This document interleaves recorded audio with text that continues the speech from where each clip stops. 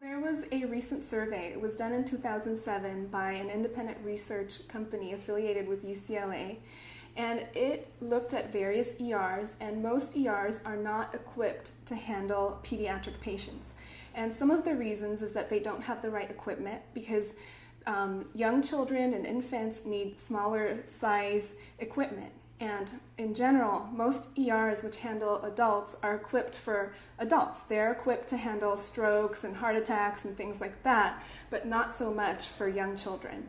So you have to be careful, and you need to talk to your pediatrician and find out which ER your pediatrician recommends in your area.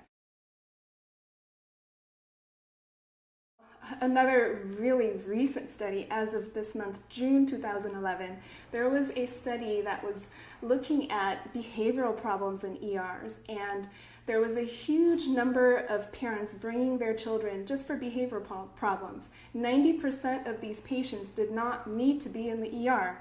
And the other fact of the study is that there were patients who were repeat visitors to the ER for those same behavioral problems, which could be easily handled by your pediatrician or by the psychologist, therapist, or psychiatrist on an outpatient basis. So 90% did not need to be in the ER. Then there are urgent cares, which can handle various things. So you need to know which type of urgent care, because some urgent cares are for adults, some are handling occupational problems, and others are specifically for children. And so those are highly specialized centers. So pediatric urgent cares have pediatricians, they're equipped to handle children, and their staff is trained in pediatric type of CPR.